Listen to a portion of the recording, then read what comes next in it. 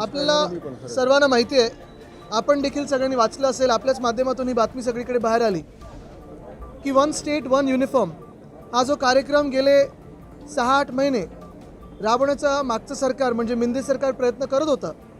त्याच्यात अनेक आमदारांनी, अनेक स्थानिक लोकप्रतिनिधींनी विषय घेतला होता की याच्यात अनियमितता आहे आणि अजूनही लहान लहान मुलांना महाराष्ट्रभरात शाळेत जाणाऱ्या मुलांना त्यांचे गणवेश मिळाले नाही आहेत. काल या सरकारने हा निर्णय घेतला ते स्क्रॅप करण्याचा.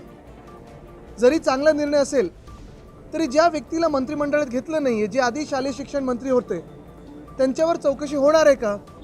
कारण भ्रष्टाचार आहे की नाही हा एक विषय चौकशीत आला पाहिजे, पण अनियमितता जरूर झालेली आहे.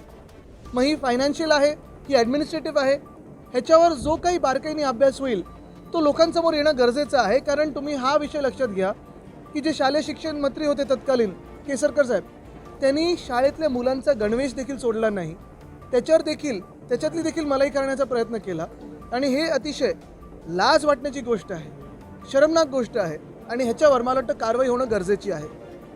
तसंच आज अनेक आमदारांनी ह्या विधानभवनात पीक विमा योजनेवर त्यांचे संशय असतील, त्यांचे काही पुरावे असतील उपस्थित केले.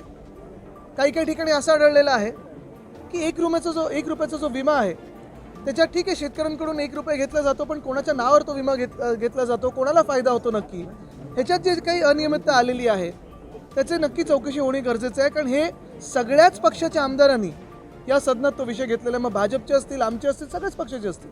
मला वाटतं ह्या 2 विषयावर मुख्यमंत्री महोदयांनी त्यांच्या उत्तरात त्यांनी ह्याच्यात नमूद करणं गरजेचं आहे आणि त्याच्यानंतर देखील चौकशी होणं गरजेचं आहे.